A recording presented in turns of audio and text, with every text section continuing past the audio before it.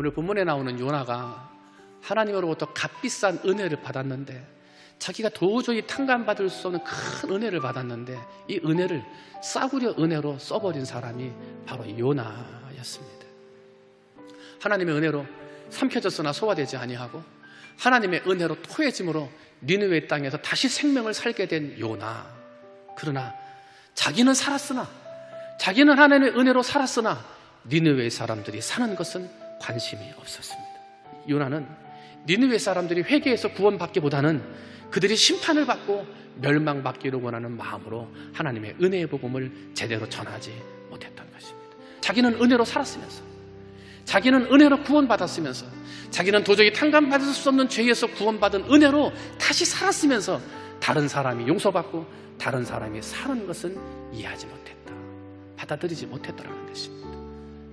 바로 요 나의 모습에서 오늘 나의 모습을 발견하게 됩니다. 그러면 우리 안에 있는 잘못된 요 나의 모습, 값비싼 은혜를 싸구려 은혜로 전락시켜버리는 잘못이 어디에 있는가? 오늘 두 가지의 모습을 살펴보면서 은혜를 좀 나누려고 합니다. 첫 번째는요, 요 나는 무엇으로 기뻐하는가 하는 것입니다. 여러분, 요나서를 읽어보면 요나가 기뻐했다는 말이 요나서 4장 6절 전까지 한 번도 나오질 않습니다. 그런데 요나서 4장 6절에 와서 요나가 기뻐했다는 말이 기록이 되어져 있습니까? 뭘로 기뻐했습니까? 박농풀 때문에. 뜨거운 태양빛을 가려서 자기에게 그늘을 만들어주는 그 박농풀, 벌레가 한번 갉아버리면 하룻밤 사이에 없어져 버리는 그 박농풀 때문에 요나는 기뻐했습니다. 니느웨 사람들이 좌우를 분별하지 못하는 12만여 명의 사람들, 성인 여성들, 아녀자들, 또한 아이들, 노인들까지 포함하면 약 60만 명의 사람들이 있었을 것이라고 학자들은 추측하고 있습니다.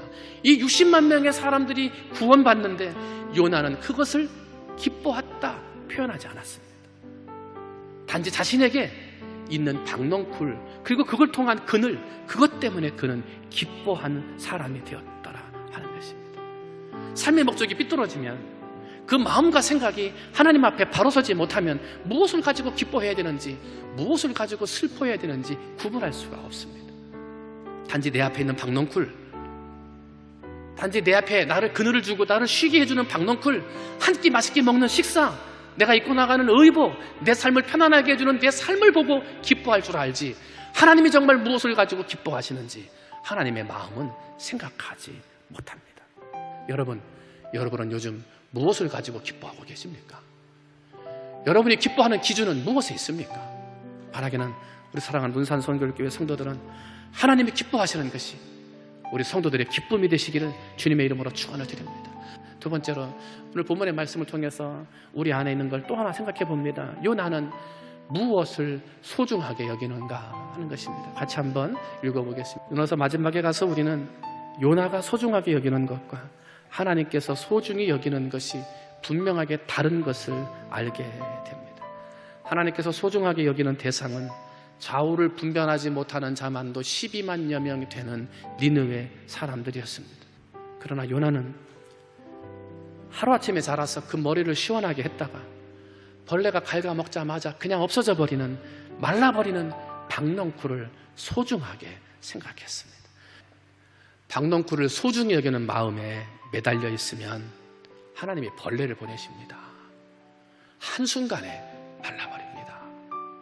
때문에 우리는 내가 소중히 여기는 것을 소중히 여기는 인생이 아니라 하나님이 소중히 여기는 것을 소중히 여기는 성도들이 되어야 됩니다. 그렇게 살라고 은혜를 주신 것입니다. 원수 같을지라도, 미움의 사람일지라도, 이해가 되지 않을지라도, 망해버렸으면 좋을 뻔한 사랑 같을지라도 하나님이 내게 그런 은혜를 베풀어 주셨으니 여러분, 하나님의 마음으로 그런 영혼들을 소중히 여기는 여러분이 되시기를 주님의 이름으로 축원을 드립니다.